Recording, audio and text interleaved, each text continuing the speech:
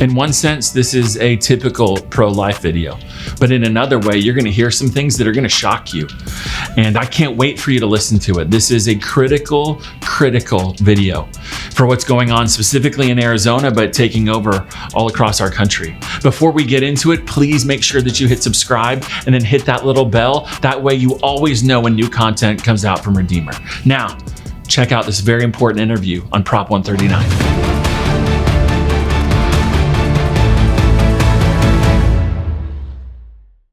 Welcome to the Redeeming Truth Podcast. My name is John. I get to be one of the pastors at Redeemer Bible Church in Gilbert, Arizona. And with me today is Cindi Dahlgren. I'm going to let her introduce herself in a minute, but I want to make sure that you understand this podcast is critical, not just for what's going on in Arizona, but what is seeking to expand all over our country. And so thank you for clicking on this podcast. And Cindi, thank you for being on this podcast. Can you introduce us, our audience, to yourself? Yes, thank you so much, Pastor John, for having me on to talk about this as a very important issue. The It Goes Too Far campaign came together just about a year ago after they filed this amendment. And we have people on the campaign that are Republicans, Democrats, independents, pro-life, pro-choice. We run the gamut. We might not agree on everything, but we have all come together in agreement that this amendment is very extreme and it just goes too far. And that's how we got the name of the campaign.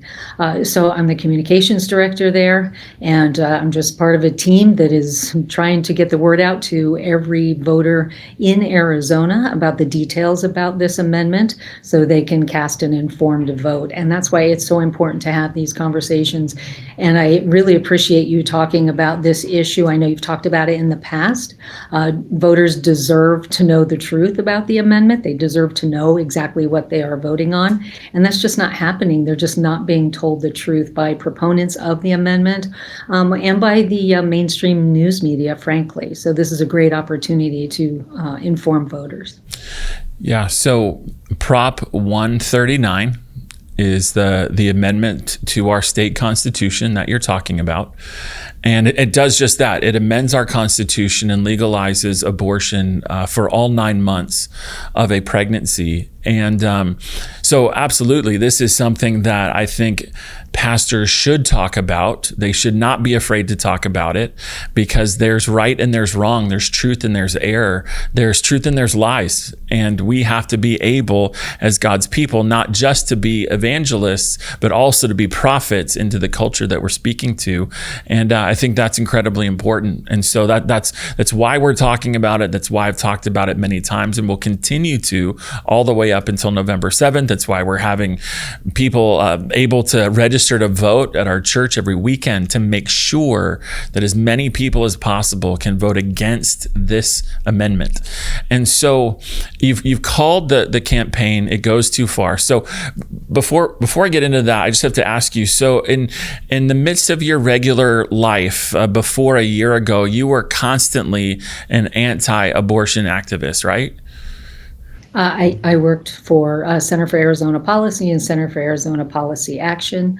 And yes, that was a big part of what I did. And again, when we came together on this, we found that it wasn't just people who were pro-life, but it was people who were pro-choice. So we've come together on this campaign. That's great. That's fantastic. And so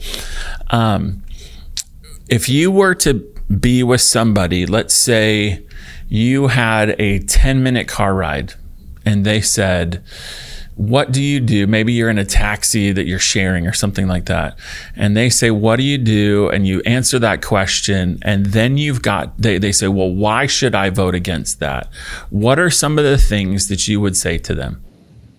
Well, first of all, I would have to talk very fast because there's a lot of things that are wrong with Prop 139. And again, if you're pro-choice or pro-life, there's so much wrong with this that anybody can find something that they are against, that they don't like about it. I would say the first thing is that it's very deceiving the way it's written and the way that it's being portrayed, because you will hear proponents say over and over again that this would legalize abortion up to viability. and then beyond that for the health of the mother. But that doesn't tell the whole story. The fact is, because of the language, how vague it is, and that's a very broad exemption, it literally rubber stamps any late-term abortion for virtually any reason. Because in Doe v. Bolton, the U.S. Supreme Court already ruled on exactly what that health exemption means, and they have found that it is very, very broad, and it doesn't mean that the woman's health or even her mental health is at risk at all. It could mean that she is stressed or she feels anxiety, she's having second thoughts. They said that it could have anything to do with her well-being, which is another very broad term.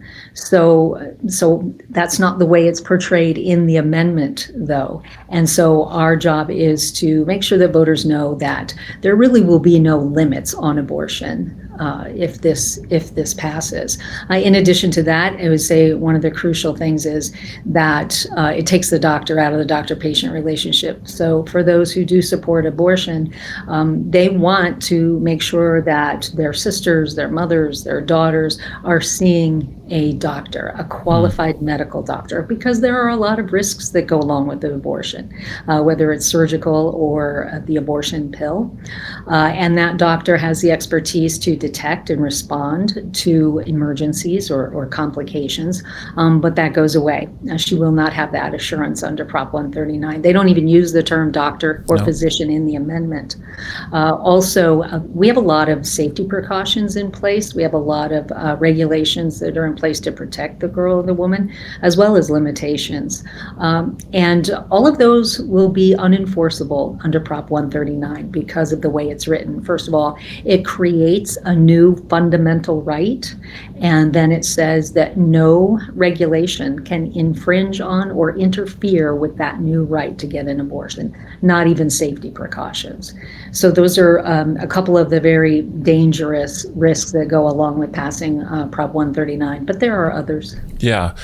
So there's two, like, your tax dollars are not going to go to funding abortion. What do you say to the fiscal conservative who's like, I don't get involved in the moral stuff. I'm all about government and spending and those things.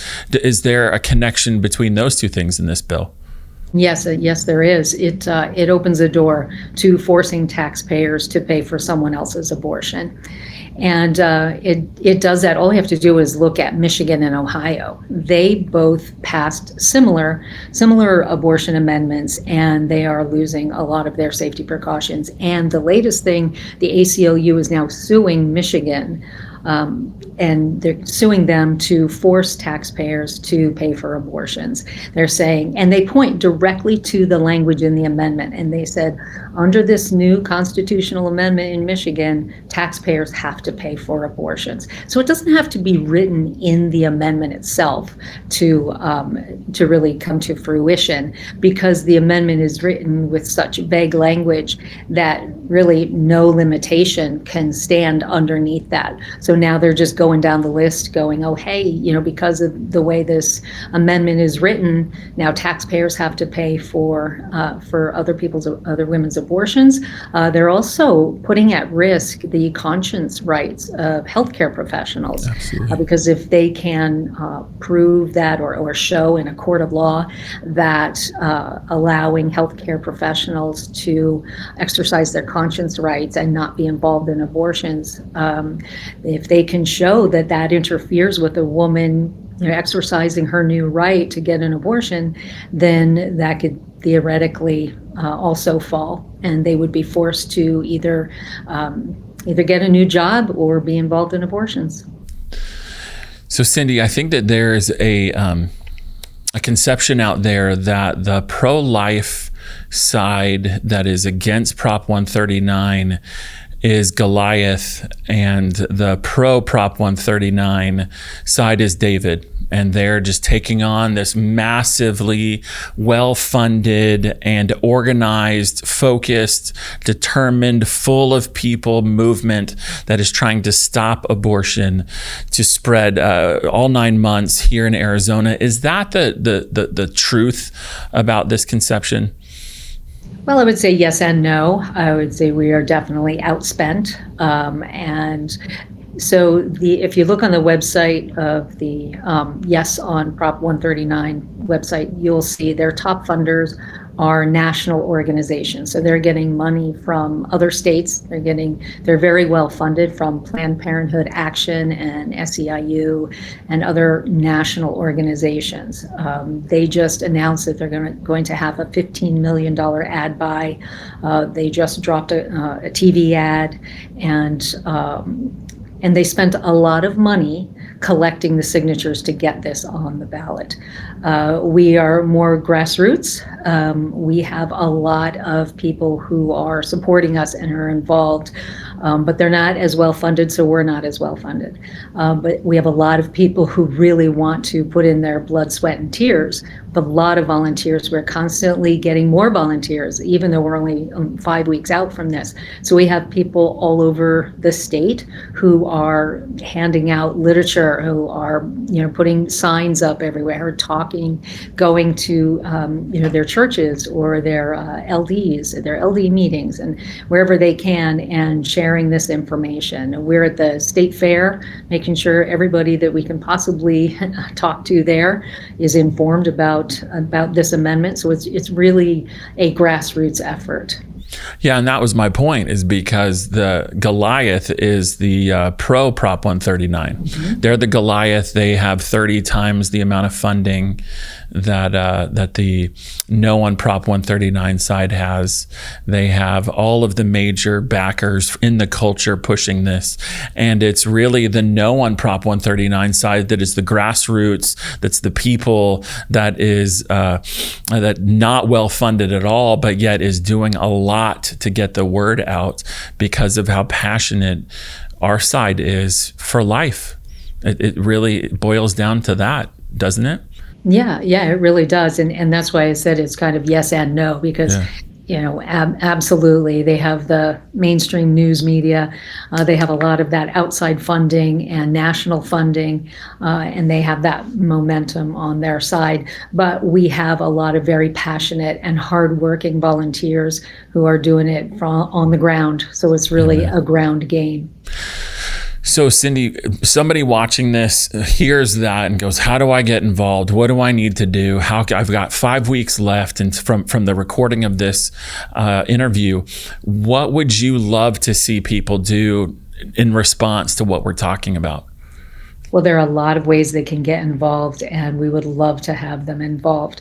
If they go to the website at itgoes2far.com, there's a button there you can click on that says Get Involved, and has a list of different things that you can do, whether if you want to go door to door, or if you want to table at the state fair, or different locations and events in your area, you can do that. There's a lot of things to be done in the office. There's signs to be put up. There are a lot of ways that people can get involved, and it's very easy if you go to the website, itgoes2far.com. So last question, have you experienced any personal attack, personal cost for being involved in this endeavor? Me personally? Yeah. No, not me personally. I have not. I know that some people have, and I have heard different stories of people who are, maybe they don't have the exposure that they had before because they're speaking out on this. But I think that the other side really feels like they have the upper hand. So I don't think that they feel threatened, because I don't think that they realize how many people and how many voters are starting to, be keen on exactly what this amendment is about and what's going on. So they won't even debate us, actually. They won't. They've refused 3 debates so far, and they have also refused 3 town halls. So not only will they not debate us, but they will not answer voters' questions that the Secretary of State's office has set up throughout the state. They said that they're not going to bother to show up and talk to voters. So they put out this misinformation, and then they refuse to face voters and talk to them and answer their questions. So I don't think that they think they have to. Right. And I think they also don't want to. because they speak in these very high level generalities, and when you get into the details, that's where the ugly part is. So they don't want to talk about the details, and so they don't want to have a debate about it or answer voter questions about the details of how far this goes. So somebody would go to itgoes2far.com. They would sign up there. They would interact to say, hey, I want to get involved in this way. Can people give on that website too? Of course, yes. There's a big give button because Gotcha. we really do need some help, and every little bit helps. I mean, it will help provide more literature to be handed out. We have palm cards. We have we have a thing called Myths and Truths, and it goes down the list of the claims that the other side is making, and then it answers those and counters those. And we have citations, and we cite every claim that we make. And if you go on the website, there is a lot of information there to be able to talk to your friends or the people in your circles about this amendment, and be able to show them exactly where the problems are in the language. And you can download and then print out the literature to pass out in your own circles as well. So it's really all right there, and you can just, the only thing you can't get on the website are the yard signs and the street signs, but we have them here at the headquarters, and we would be happy to get them to you. We could use all the help that we can get to get those signs up and out there. That's great. I mean, I can attest to everything you're saying. About a month ago, as I was really pushing this before Labor Day, I took the bill, which was all of about, 5 paragraphs long, takes about 2 to 3 minutes to actually read the bill. And I took the graphic that you have with all of the counters and all of the citations and put it on the back of the notes that people get for the sermons. And they take notes on one side, and I said, hey, before you do that, turn it over. Here's the actual bill. Here's what it says. If you don't believe what I'm saying, here it is. Read it yourself so that you can see that what I'm saying about this is true, that it does all of the things that you described at the beginning. So it is a very easy thing to do for people, to show them, like, here's the bill. It takes you 2 to 3 minutes to read it. You can get it in your own word. Like it's right there. Read it and then make your decision. Yeah. Yeah, exactly. It's just a matter of being informed, just taking those a couple of minutes to read through it and see those highlights that we've put out there. We made it very easy for them to see the problem areas, and you read it for yourself there, and you see, oh, wait, look, there's no doctor, and there's no age limit either. So a minor can get an abortion without her parents knowing. Yep. And right now, parents have to give consent. So there are a lot of things that will be lost in this, and unfortunately, a lot of it has to do with not only the unborn baby, but also the women and the girls who are getting abortions. Absolutely. Well, Cindi, I can't thank you enough for you coming on our podcast today, but I can't thank you enough for the work that you're doing. You are part of the tip of the spear that I pray God uses to absolutely destroy this bill. And God is going to do that through your efforts. He's going to do that by his grace, and he's going to do that through his people getting fired up about this and saying, I'm going to be on God's side in the midst of this, which is saving precious unborn human beings, loving my precious unborn neighbor here in Arizona, and saying, I'm going to vote against this bill. I'm going to help people do the same. So I can't thank you enough for your time today, but really beyond that, I can't thank you enough for your work in this. Thank you so much. Well, thank you. Thank you very much for being so involved in this and being very consistent and getting the word out to everybody. I really do appreciate it. It makes a big difference. Praise the Lord. Well, thank you. Thank you for that. Praise God. And thank you for joining us today on Redeeming Truth. We'll see you next time. Hey, don't leave yet. If you're part of the 75% of people that watch our content but haven't subscribed, this is your time. Go down and find that little subscribe button and click it. That way you will know every time we come out with more content here from Redeemer Bible Church.